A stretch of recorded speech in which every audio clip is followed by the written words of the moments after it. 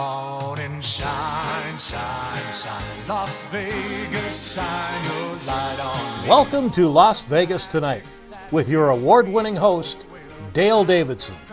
Dale interviews fascinating guests from top-ranked celebrities to people just like you who have an important story to tell. For more than 15 years, Dale is broadcast every week from the fabulous Las Vegas Strip. He finds the people who really make Las Vegas a one-of-a-kind city and lets the world know just what's happening in this remarkable town. You'll discover why 50 million people visit the entertainment capital of the world every year. Stay tuned for another exciting episode of Las Vegas Tonight. And welcome. I'm Dale Davidson, and this is Las Vegas Tonight. We have a wonderful guest with us today. She is living in Rancho Mirage, California. She's been all over the world. She's been an entertainer since she was 4 years old. And she says she's just a little bit older than that right now. Roberta Linn, ladies and gentlemen. Thanks for joining us, Roberta. Oh, Dale, I'm so happy to meet you and be on your show. Thank you. Oh, you're so very welcome. Roberta is known for a number of things, including being on television, being a motion picture artist and actress, mostly for being a singer with big bands and on TV, and probably best known as being the champagne lady on the Lawrence Welk Show. And she is very well known. Television. the very first one on TV. That's right. That's wonderful.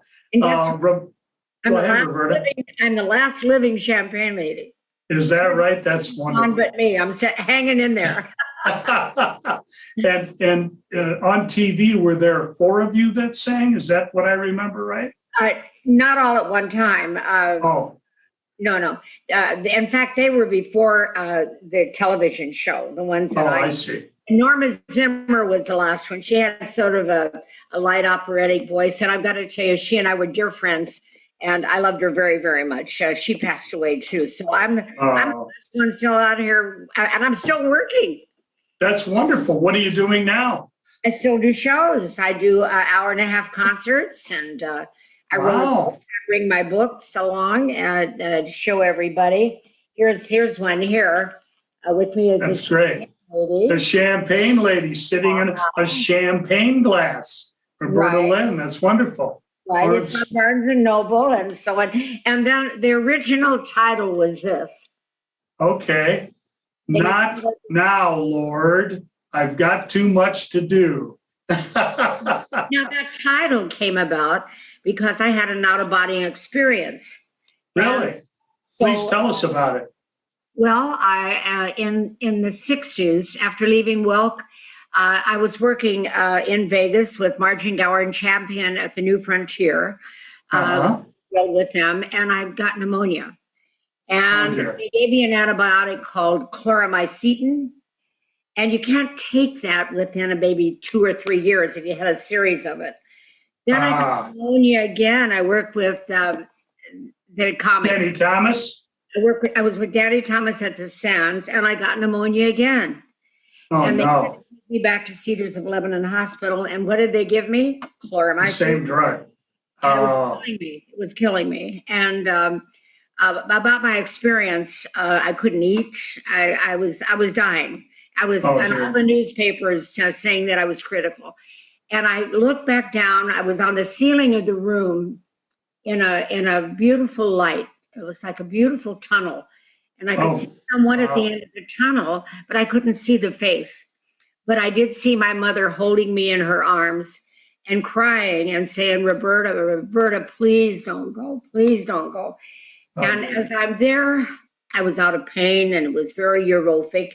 And I'm looking back at my mom and I thought, I can't leave my mom. My mom needs me. Yes. So that's when I said, not now, Lord. I've got to go back.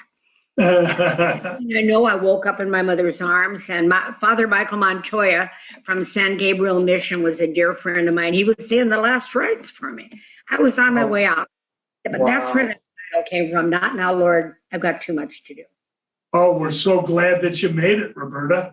Yes, I am. Let's talk about Vegas a little bit. since that's the name of our show, Las Vegas Tonight. You were here for quite some time. Tell me where you worked and who you worked with. I worked Las Vegas for 17 years. Wow, that's great. The Rat Pack was there. They're all dear friends of mine. Sinatra, I've been at his house with dinner with he and his mother, and Kirk Douglas and Milton Berle, and Frank was one of my best friends. That's great. Dean Martin, I love Dean Martin. Dean and I, we were very good friends. Sammy Davis, Joey Bishop, I did his TV show. Danny Thomas, I worked with him a lot, helping him raise money for St. Jude. And also working in the club at the Sands. My first date there was at the New Frontier with Marge and Gower Champion. Imagine from going from television with Welk into the main room. Nelson Riddle did my music. Edith Head did my gowns. And Charlie O'Hearn staged my act. And I did 4 costume changes and never left the stage. Wow, how'd they do that? So you just stepped away somehow. Well, I was a good tap dancer. When I was a kid and you were doing movies, you had to know how to act and sing and dance and do all the musical things as well as the script and so on. So you learned how to do everything. Yeah, I was a pretty good dancer. I'll bet you were. What did you like about Vegas, and what weren't you not that crazy about when it came to Vegas, when you were there? You know what? I really can't say anything bad about Vegas. I love Vegas. I worked on Vegas for the next years. When the Rat Pack was there and the mob was running the town. Yeah, but I've got to tell you that they really knew how to run a casino and how to run the musical end of it. Like Jack and Trotter from New York, they did the Copacabana, all the entertainment there. He did all the entertainment for the Sands. Yeah, he was the entertainment director, I believe. Absolutely. And a wonderful guy, huge, big man. He had to be about 6'4", I think. Wow. And I could just remember his feet were big. So you played at the Sands as well? With Danny, and I love that, because the audience was perfect. You couldn't I worked the Riviera. I headlined the Riviera. I worked. Let me see. I worked the Desert Inn with Snozzle Durante. Oh, okay. And then I met my husband when I was working up in Reno at the Riverside Hotel in Reno. Okay. And we fell in love and got married. And Fred was working the lounges, and I was going other directions and working the main room. We finally got married, had a baby. And when I was working in the main rooms, I'd go run his late show and jump on the stage with him. Is that right? And have a good time. He was Freddie Bell, right? Freddie Bell. Yeah. Freddie Bell and the Bell Boys. And Dan Irwin, who was head of entertainment at the Sahara, came to Fred and I one night. He said, you kids, you're going one way, Roberta, and Freddie's going another, and you've got a baby now. How would you like to have 42 weeks a year here at the Sahara? Louis and Keeley are going to the Desert Inn, and I need an act to fill that spot. So I'll give you 5 years, 42 weeks a year, graduate money, so that you'll make great money, and you'll be home with your baby. And you work together on stage. That's it. And if I say so myself, we really had a good act. And I loved working with him. He was a great talent, my husband. That's wonderful. Let's talk about television now. Yes. What was different, and which did you like better? Did you like live audiences or working on TV better? Well, we always had a live audience with the Welk Show. Oh, you did? Okay. We did it live from the Aragon Ballroom with a huge audience. And then when I started my own show for the Gas Appliance Dealers of America, I was in the theater right across from Paramount, and we had a live audience. So luckily, whenever I've worked on television, I've had a live audience to work to. And I really get high from working. I would never have to do drugs. When I walk on stage, the band starts, and I have the audience, And God bless you, all of you that are watching out there. Know how much we entertainers love you. If it wasn't for the audience, what would we do? Oh, sure. You And know, what was different about working on TV versus Vegas, for example? and knowing how to work the cameras. I Yeah. worked with the genius, Klaus Landsberg, who I was the head of the KTLA Paramount Television. And he had the Spade Cootie show, the Leighton Noble show. Oh, okay. You know, he had all the great music shows.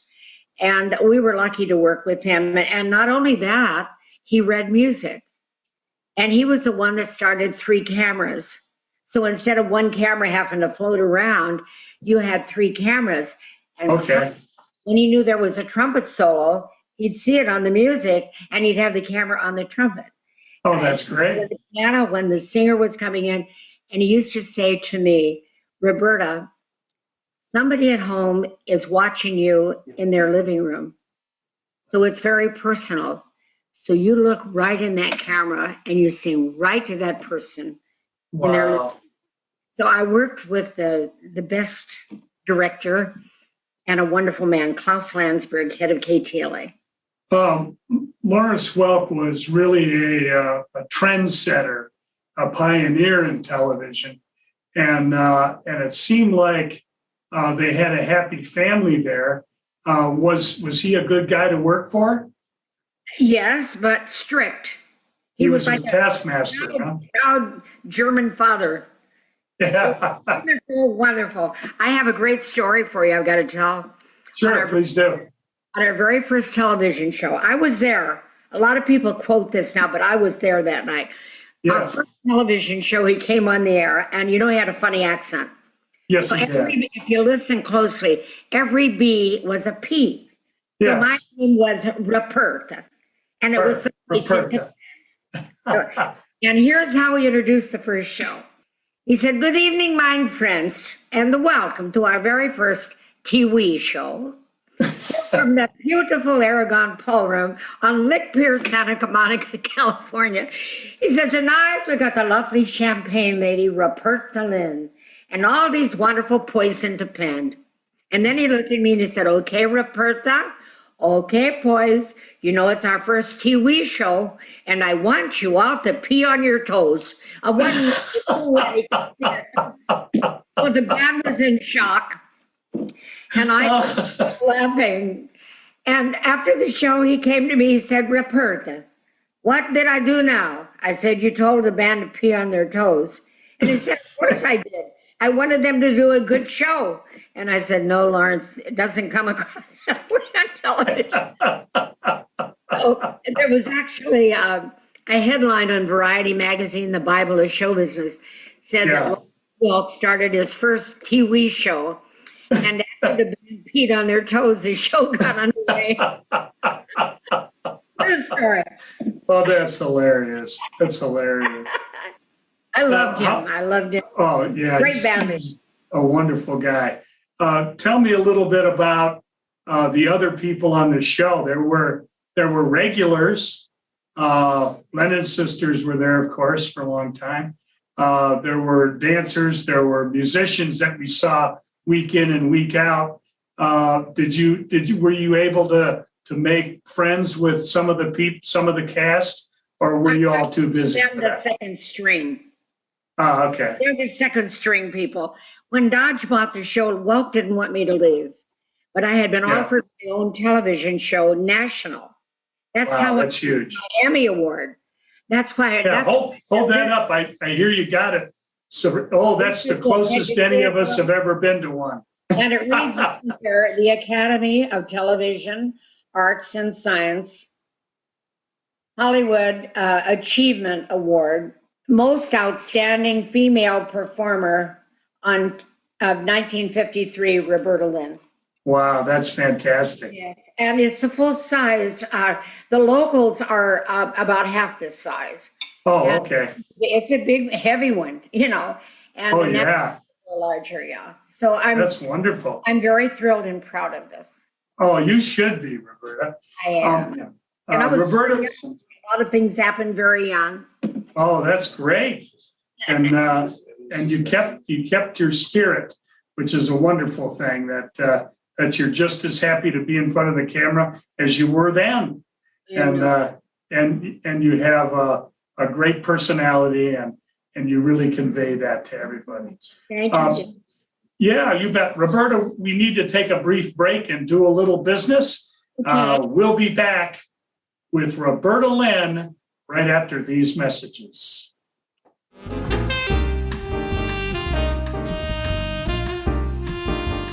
Hi, I'm DaleDavidson, host of Las Vegas Tonight.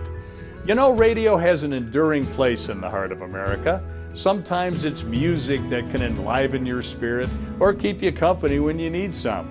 More often for me, it's just been the right spoken word or two that can quiet my mind and soul. Radio brings me a reassuring word in the quiet of night, or a welcoming voice early in the morning as I shake off the night's sleep and find my way into God's purpose for my day. And always, I find the best radio station is the one that brings me the best news, the gospel of Jesus Christ. My favorite radio station is KKVV in Las Vegas, Nevada. It's still right where it's been for years, at 1060 on the AM dial, hovering over Sin City like a gospel airship, broadcasting the good news of the abounding love that Jesus Christ has for every single one of us.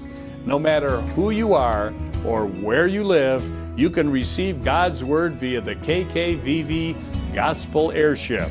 Just go to kkvv.com and click on Listen Live. KKVV is using all the tools that God's provided them, like podcasting and video streaming and video on demand, to produce programs that lift up our fellow believers and save the lost. If you feel a calling to speak to others about Jesus Christ on your very own show, pick up the phone and call the station. They'll be happy to tell you how. Call KKVV today at 702-731-5588 or drop them an email at kkvvradio@hotmail.com. Please join me in becoming part of the KKVV family. You'll be glad you did. We're often told that happiness is a choice. We can make lists of things we're thankful for or a list of things that we're excited about. But that happiness is artificial, which might make us feel like there's something seriously wrong with us. Why can't we just be happy? Here's something interesting. There's a study that shows only 10% of our unhappiness comes from external circumstances. So theoretically, we can choose to be happy. There's nothing wrong in choosing happiness, especially during difficult times. But this kind of happiness is artificial and hard to keep up. We put on masks and shove our emptiness and hurt down. When we try to create happiness from inside ourselves, it's easy to feel lonely and isolated. But there are times when things are going great in our lives, yet we're still feeling unsatisfied. Don't beat yourself up about feeling this way. There is hope. In any situation you're in, there are two ways of looking at it, positive and negative, right? Well, actually, it's your way or God's way. When you look at it your way, it's easy to will yourself to look for the positive, but we're left feeling restless. But what if we begin to see it from the perspective of God? Our whole world changes. When we enter into a relationship with Him, He shows us more and more about how He sees us and His creation. The Bible reveals to us His character and wisdom. It's a miraculous thing to get a glimpse of how our God sees us and our situation. Today, I'd like to invite you to experience that. By Jesus' sacrifice on the cross, we are able to receive God's grace and have a relationship with Him. If you want to learn more, please click to start a conversation with someone who is ready to answer any of the questions that you might have. We look forward to connecting with you soon.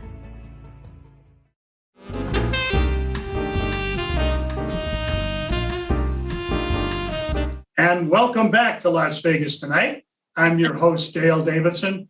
Boy, we had a great first segment with Roberta Linn, Lawrence Welk's Champagne Lady. She's an actress. She's a great singer. She spent 17 years right here in Las Vegas, working with the Rat Pack and others. And she's just a terrific woman who belies her age just looking at her. And I told her, I'm a gentleman. I'm not going to mention what her age is, but you'd be amazed because she looks fantastic. So how do you do it, Roberta? How do you continue to look so young? Well, I've lived a good, clean life. That's good. I don't smoke. Yeah.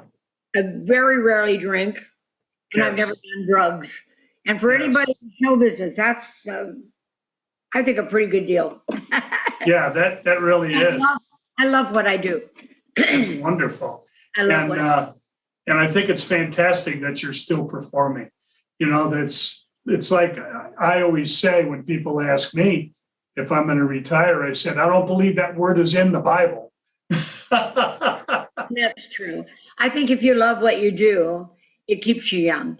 Yes. It really does. I think there's a lot of truth to that. And you mentioned to me before we rolled tape that you and Lawrence Welk ended up to be lifelong friends, and he employed you after you were on his show some years later, right? I did some marketing for his timeshare to help him. Ken Dilo and I went out and did like dinner parties. Oh, okay. So when I was available, I'd go out and do the dinner parties. There'd be 200 or 300 people there. I didn't sing, but I did talk about Lawrence Welk and his background and my background with him.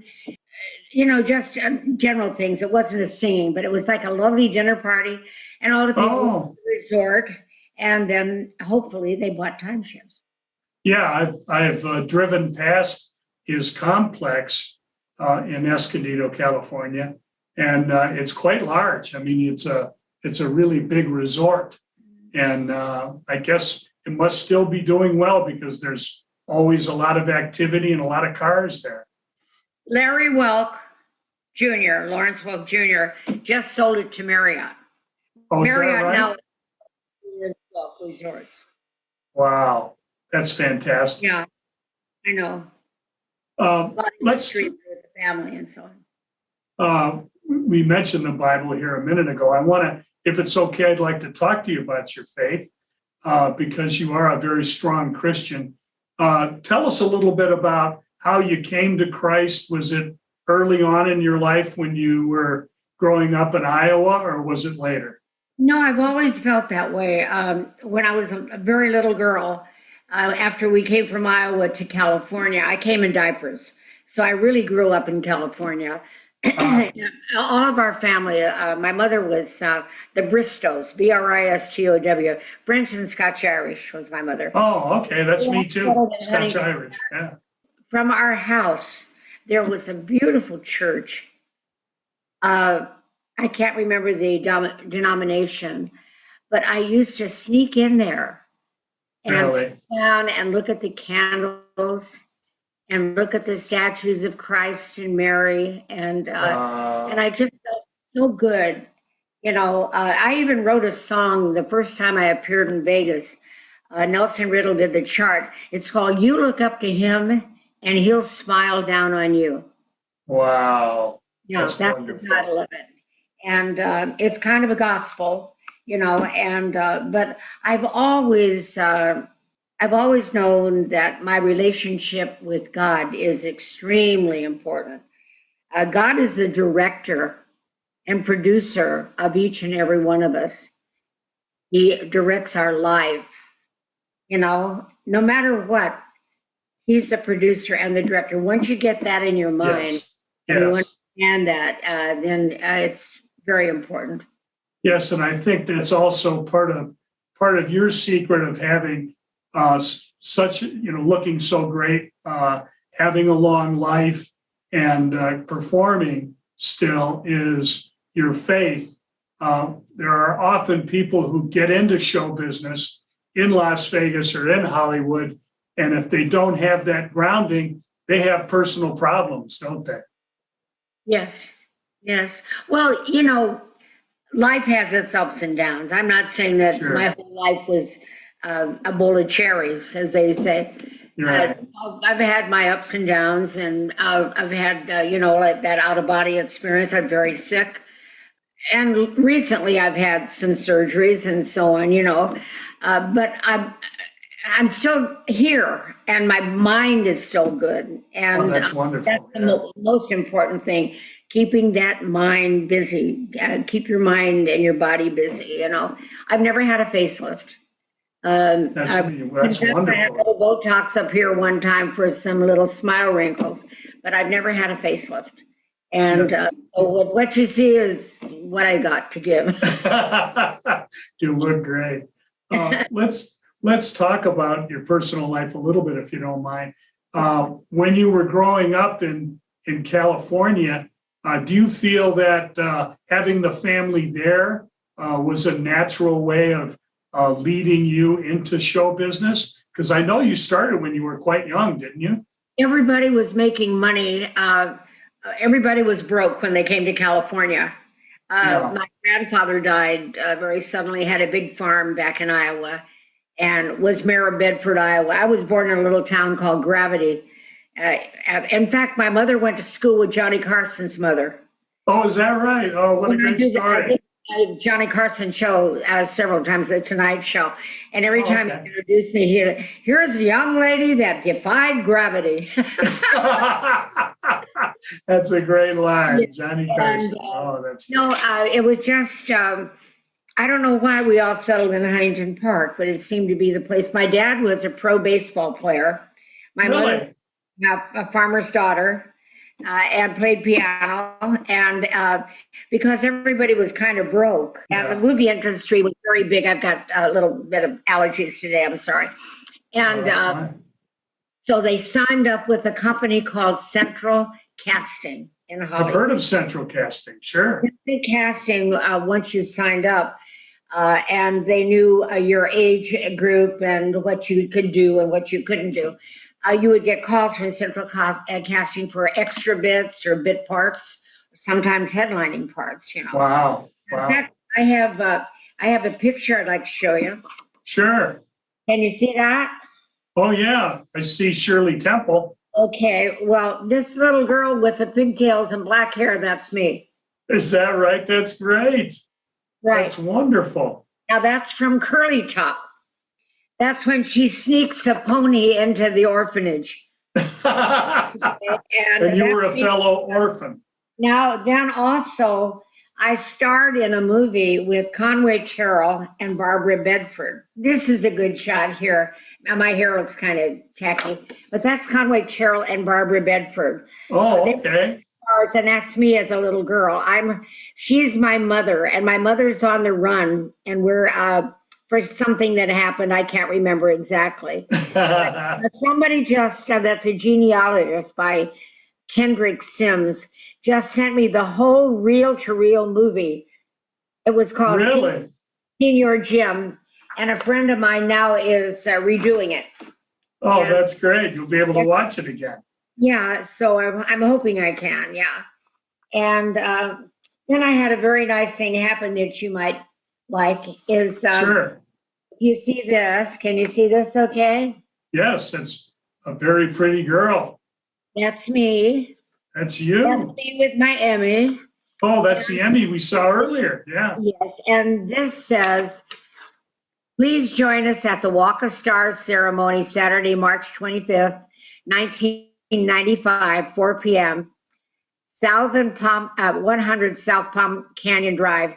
And this is in Palm Springs, so I have a star in the walk. Oh, you're on the Walk of Fame. I am. That's fantastic. And I'm very flattered. And I went through a box of memorabilia, and I can't believe this is a picture of me on the cover of TV Radio Life. Wow. A cover girl. The real deal. Will TV drive pins back to opera? Like this because we were talking about religion. KTLA always did all the religious programs. So if you can see here, can you see? I see. KTLA's In God We Trust. Right. Yes. And I think that's why they did so well, is because the Televiews magazine, this one is a big one. Okay. Liberace and I won for the most outstanding female and male performer on television that year. Oh, that's fantastic. There you are. I was on this cover many times. Here, hold it. Here, pull it back toward you a little bit. There you are. Yeah. There you are. You see it? You were a knockout. Not too shabby. Absolutely. And here's Walk and I together on television, and there's a big, beautiful article in the center to look That's at. wonderful. This is Walk and I and the dressing Oh, room. there you are. Lawrence and the champagne lady smiling. That's great. Roberta Linn is a big picture that when I go to sign my book. Oh, okay. That's a good picture. I love that. Yeah, this was made at Paramount Studios, and they had a board under my leg this way, and behind my back, and me sitting on a table, and then they supered me into the glass. Somebody asked me, how did they get you in that glass? I said it wasn't easy. Oh, that's great. Oh, how much fun. How much fun was that? Yeah. And then you had some good sized roles in movies, didn't you? How did you get those? Well, I worked with everybody that you can imagine. I did a lot of, you remember Pete Smith's shorts?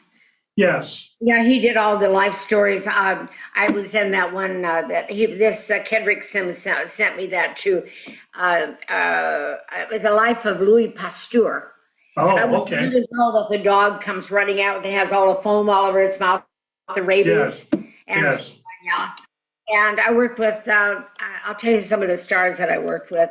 Ann Sheridan. Sure. Laurel and Hardy. I did Babes in Toyland. Oh, my gosh. Hardy. I worked with Ronald Coleman, Cary Grant as a little girl. In fact, I was doing a movie where I had a bit part in that movie with he and Jimmy Durante. And you remember those little paddle boards the kids had that had an elastic and a ball? Oh, sure. Like ping pong, only it was attached. Cary Grant asked me to see what I had, and he took it and he broke it. Oh, no. So he sent his guy out, and he came back with about 10 of those paddle boards.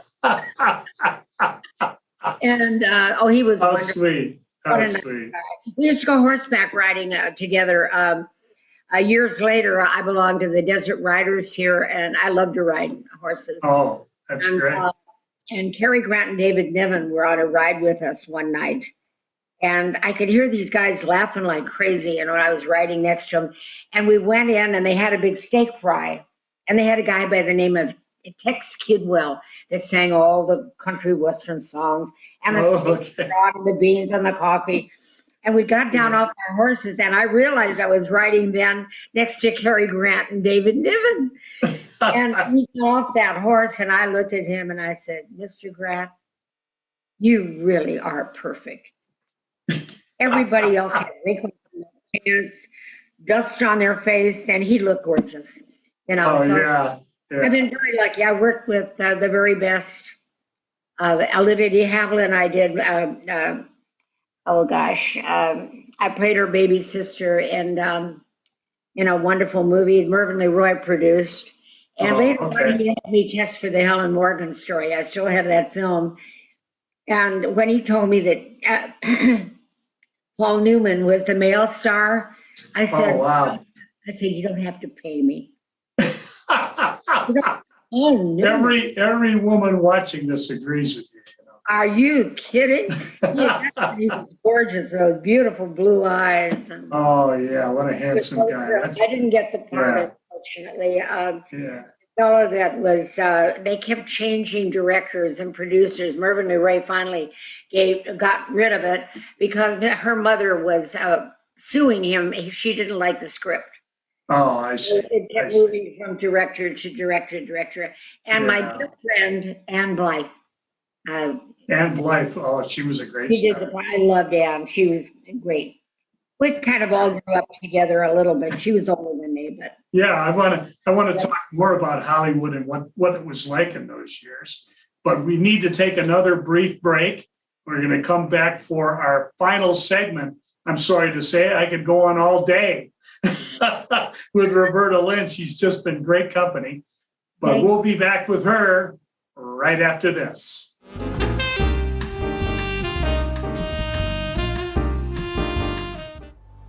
You know, one of the worst feelings imaginable is the feeling of being alone. mean, this is why solitary confinement is one of the cruelest punishments ever in human history. Yeah, we were designed for relationships. The most meaningful thing in life is to be truly known by another person. But this can actually be kind of scary, too. I mean, what if I let people down? Or what if when someone learns who I really am, they'll realize they can't really love me? I mean, how are we supposed to really find meaningful relationships? And so the Bible speaks to all of this.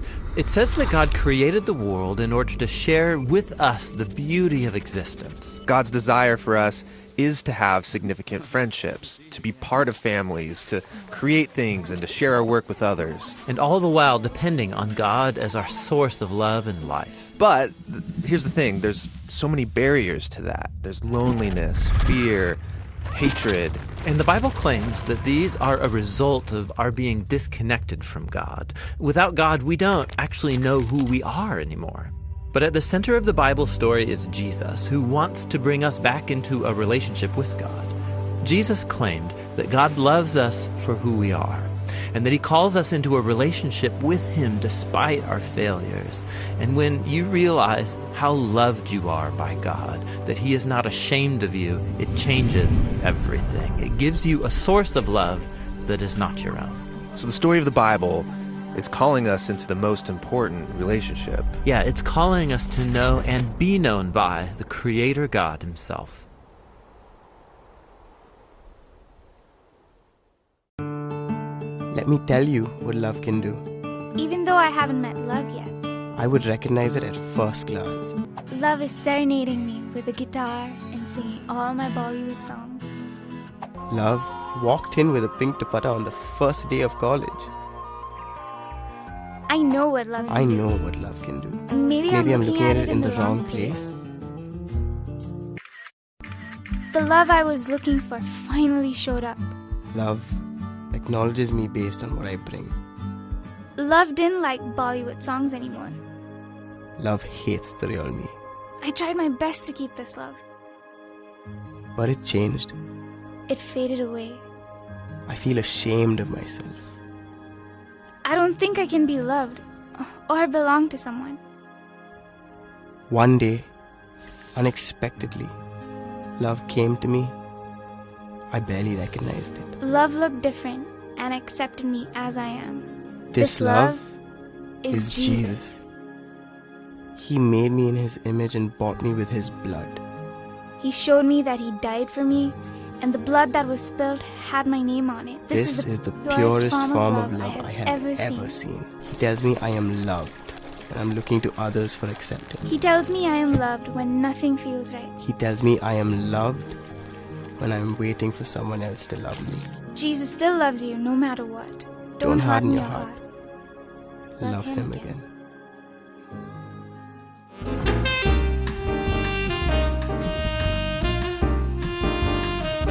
And welcome back to Las Vegas tonight. Glad to be back. Yeah, thank you very much. This is Roberta Linn. This is the third segment, and I demand that you go back and watch segment 1 and segment 2 if you didn't do it, because you have missed We're having a lot. such a good time. Yeah, we're having a great time. The multi-talented Roberta Linn, formerly the Champagne Lady on the Lawrence Welk Show. And she's pointing. Tell us what you're pointing at behind your shoulder there. I'm pointing at, it's quite large. It looks very small there, but that's a picture of a clown with a little poodle on his knee. And he's not happy. And I painted that myself. Oh, that's wonderful. Yeah, So I you do a are lot tuning. of paintings. Yeah. How did you get started with painting, Roberta? I don't know. I've always kind of liked to draw all my life, even in school and so on. And I've got a lot of paintings on my wall, which I can't get to show you. But I've done a lot of painting over the years. That one I think I did in, I might have done that in 1978 or 79. Oh, okay. And I've kept a lot of my paintings. A lot of them right now, people are buying from me. And That's great. Yeah, that's good. Good. I like seascapes too, and I love clowns. I love clowns. And you and Red Skelton. Red Skelton painted a lot of clowns. Oh, I loved Red Skelton. Years ago, you'd see him driving down in his big limousine, what is that other one? A Packard or something? And he'd be driving down Palm Canyon Drive, in his car.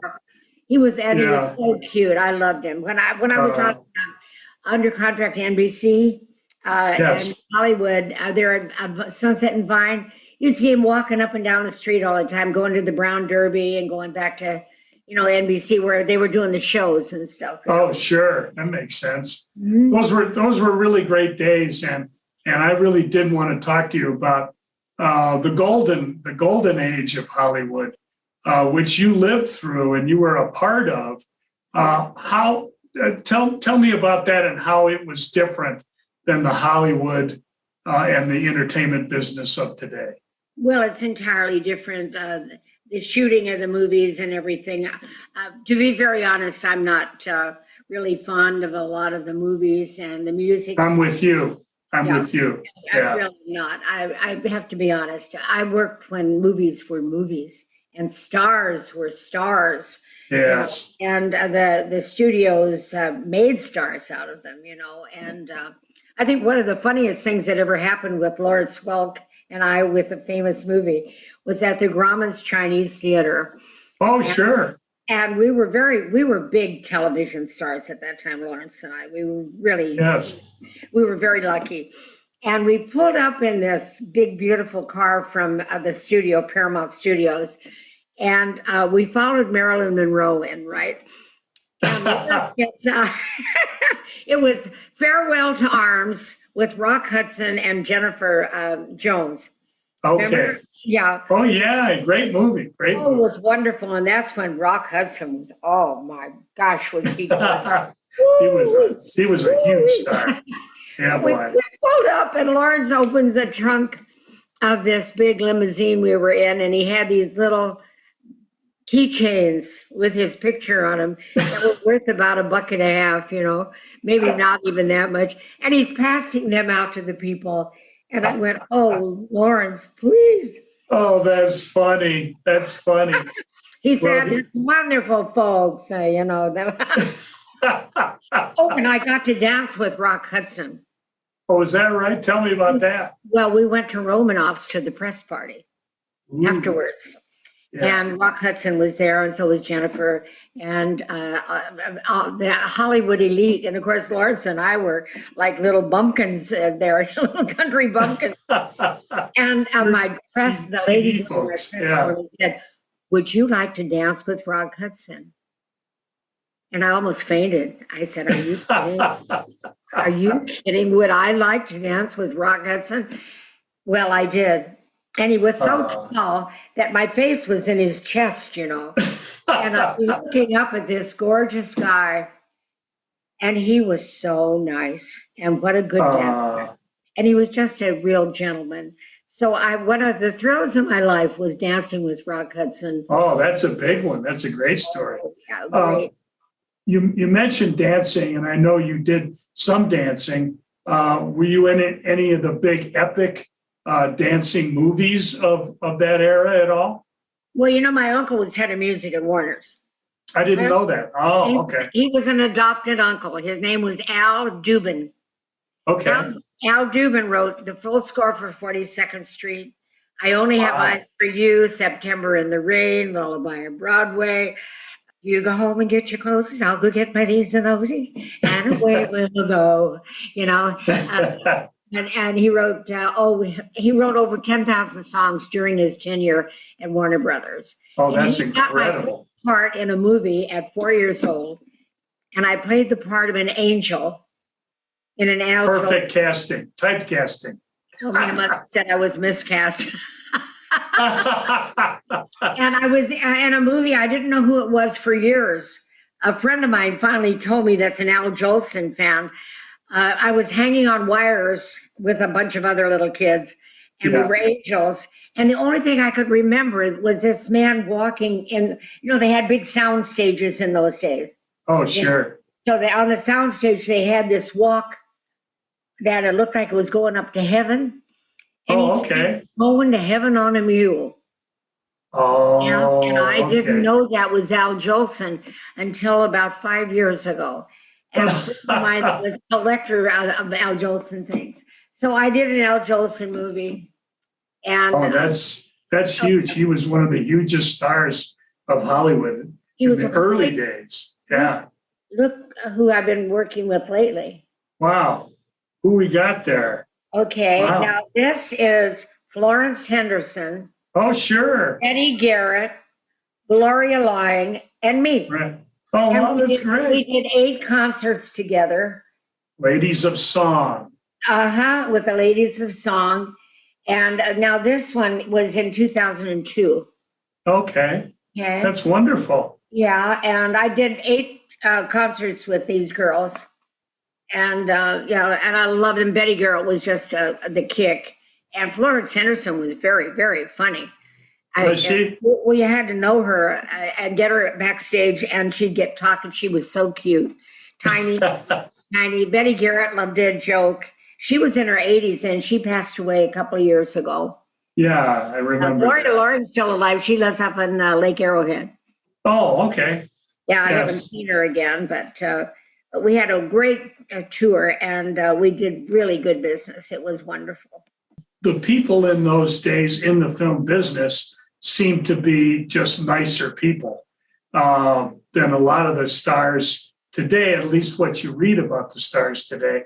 I don't know how much of you agree with me on that, but tell me a little bit about the people you liked and the ones who were nice and charitably minded in Hollywood. Well, you have to understand, on every lot, you know, the lots of the like MGM and 20th Century and Columbia and so on, they had these big, huge sound stages. And that's where we did most of our filming, unless we went on location. Like I did a lot of Westerns and with Hopalong Cassidy and so on. As well. You know, yeah. That's great. Those were more locations because we were on horseback and they had, you know, covered wagons and all that stuff. Sure. And but the good movies like Anthony Adverse is the one that I did with Fran Chantone and Olivia de Havilland, where I played her baby sister. Oh, and, okay. Now those were the only thing that we did film was at the back lot of Warner Brothers, and the story was my part of it was the servants that worked for Fran Chantone. Okay. When he became the big owner, Olivia de Havilland was his daughter, and he had all the children. I was the baby daughter, and the father, the Italian father, Maria Giuseppe, Giuseppe, he won the lottery, and he buys all of his children horses and carriages. So we did night shooting on the lot at Warner's, and we each had our own carriage. And we had hundreds of extras holding big torches. And I was in a carriage with white horses by myself, and somebody burned one of the horses with the torch, and the horse shot up in the air, and my carriage went over. Oh, no. And I'm in the carriage. And, and Mervyn LeRoy came running. My mother came running, and they got me out of there. I was okay. But he was scared to death for me for fear I got hurt, you know. Oh, yeah. They killed the little girl star. Right. Now, that's never good. An interesting thing in those days was that's when Jewish performers had to change their name. Okay. So if you had even a name that sounded like it was Jewish, you had to change your name. So when I was little, I worked under the name of Alberta Dugan, Dugan. Okay. So if you ever wanted to look me up, there are some movies there that you would see. I worked with Freddie Bartholomew also, and Jane Withers and Virginia Weidler. And one of the interesting things, you know, we had to go to school so many hours on the set. Yeah, there were rules. Absolutely. Had to be. And when we didn't do a movie and we were in between movies or something, we went to Hollywood Professional School. I went to school with Mickey Rooney and Judy and all of the child actors at that time. Yeah, I was going to ask you who you knew then of the child stars. And Judy and I became very good friends. In fact, Liza has a birthday coming up, and I'm going to do a special thing for her birthday.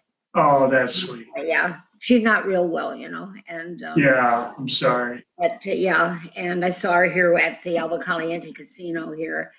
And did I get off track of what you asked me, or am I following it pretty well? No, that's fine. What I wanted to follow up with was you discovered in my research, I read that you discovered that having been a child star, you had trouble being cast as an adult, and that's what got you into singing. Is that a true statement?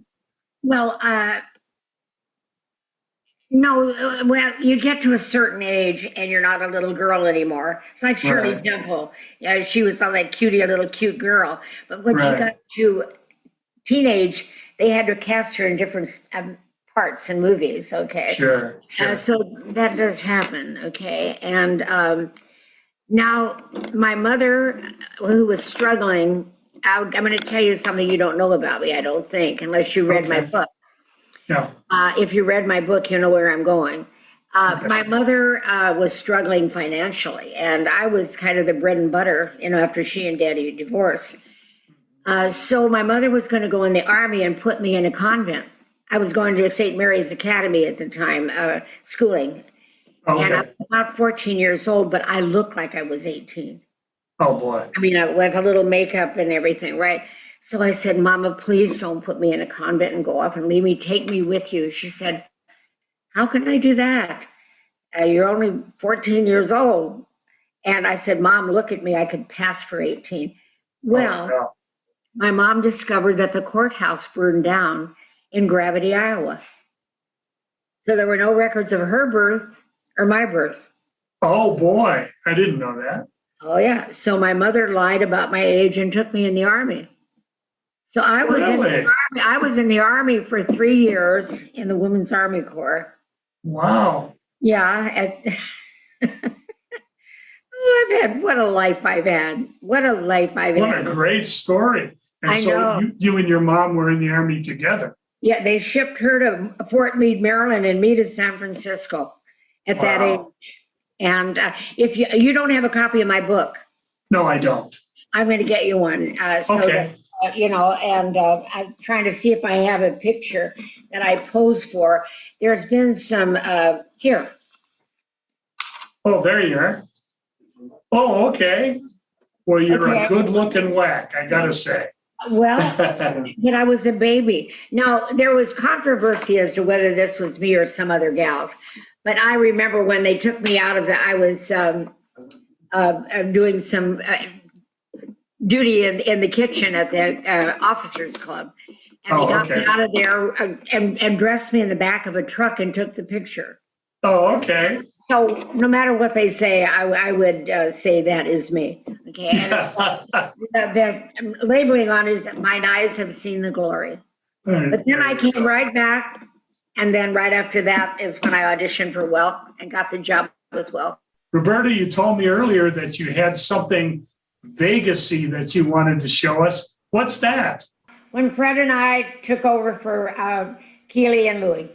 Oh, okay. That's Fred and I sitting on the marquee and the bellboy sitting on the far end.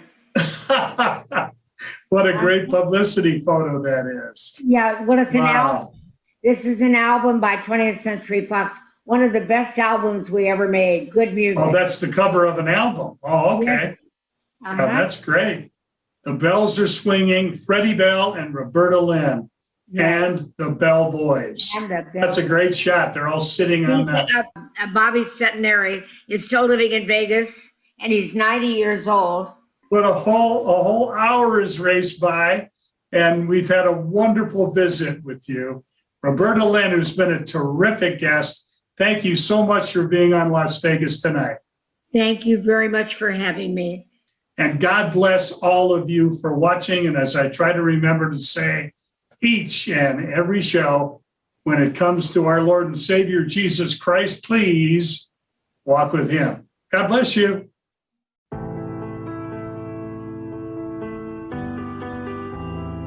I believe there are problems in this world that remain unfixed. I see plenty of food, but people still starving. I see cancer. I see families falling apart. I see people connected, but still isolated. I see ISIS, and it freaks me out. I see people without hope or purpose. I see that we are all desperate to fit in. I see that everything isn't okay around me and in me. But despite all of this, I have hope because there is a God who cares about us, me, you, who hates injustice, loneliness, and inequality so much that he didn't just leave us in the struggle alone, but entered our struggle with us. As Jesus, he suffered injustice, pain, and laid down his life for us, even though we were the ones who created the problems and we were the ones who deserved the consequences. But he rose again and conquered death in order to restore humanity to his original purpose, one person at a time. So why do I believe this? I've seen hope restored and lives transformed. I've seen fractured relationships healed. I've seen people make it through troubled times because of God's peace.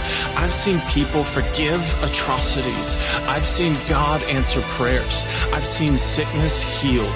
I've seen broken people find God's love, acceptance, and peace. I have found God's love, acceptance, and peace. I've experienced this transformation for myself, and I believe it can happen for you too.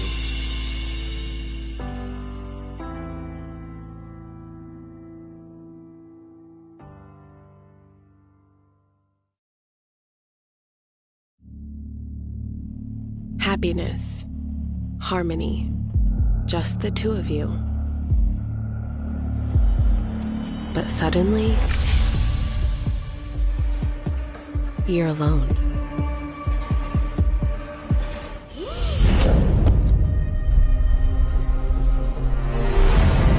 You don't know what to do or how to live. Suffocation slowly killing you. The fear overpowering you. Nothing makes sense.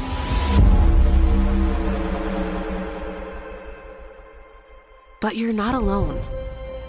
The one who created love knows your heart. He is Jesus, who brings life so you will breathe again. Come on and shine, shine, shine. Las Vegas, shine your light on me.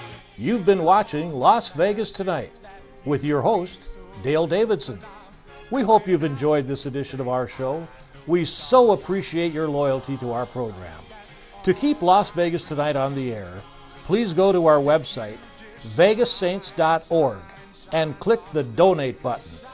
To send a check or money order, please make it out to Dale Wynn Davidson Ministries and mail it to 9030 West Sahara Avenue, Suite 255, Las Vegas, Nevada, 89117.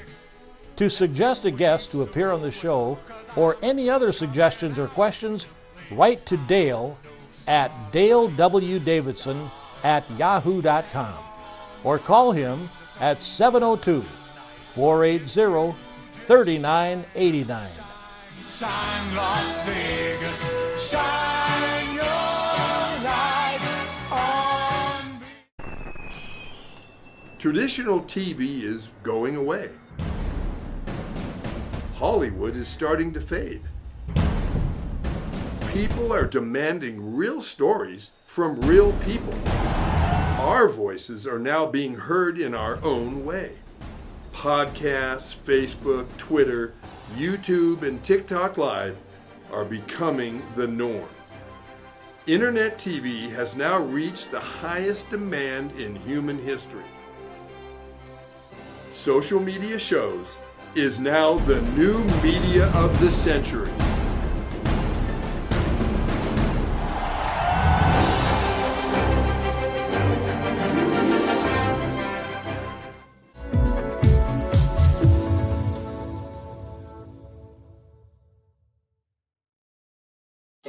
Ready to buy a home? Whether you want to move out of your parents' home for the first time, own a home after renting for years, or buy a place with a spouse or partner, purchasing your first home is a big step. Finding the right home for you and your family has never been easier.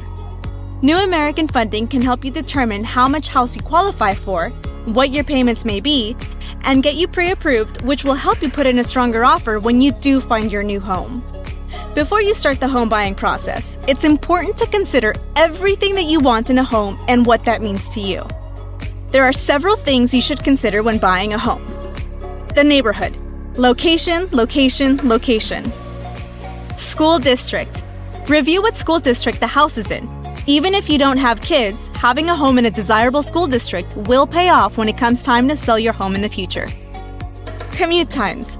Check the routes to work, school, grocery stores, and more to see how busy they are and how much time these routes will take. Crime rate. Before you get too involved in the home buying process, check out the crime rates for the neighborhoods you are interested in. Our complete property profile report can give you property ownership, historical tax and mortgage data, neighborhood and school data, local market conditions, and more. Find the right home for you and your family with your complimentary property profile from New American Funding. To get pre-approved or to get your complimentary property profile, contact us today.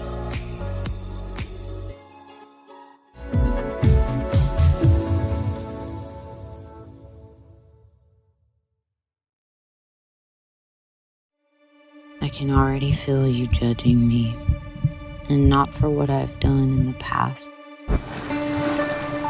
but for what I'm about to do. I had what mattered, and I got careless. Like, I don't deserve more. I don't deserve sympathy. I don't deserve to be here. Where the hell are you? Why aren't you answering your phone? Jenna! What is the matter with you? Someone once told me, you may not be everybody's cup of tea, but you're somebody's shot of whiskey. Excuse me, ma'am. My car ran out of gas and I left my wallet at home. Could you please spare a couple dollars so I can refuel my vehicle? I literally have nothing. What's it gonna take to get you to join the program? Get back, dog! If Jesus wanted you to have a dog, he would have blessed you with a ball and a leash now, wouldn't he?